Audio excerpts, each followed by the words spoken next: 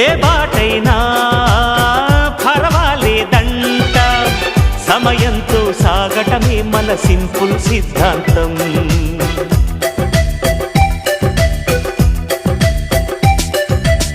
చిరుగాలికి పరిమళమిచ్చే సిరిమల్లెల వనమై ఉందాం, గగనాన్ని నేలను కలిపే హరివిల్లుల వంతెన అవుదాం. ఆనందం అంటే అర్థం మనమందా, ప్రతి పూట పాటై సాగే హుషారు సరిగమలం.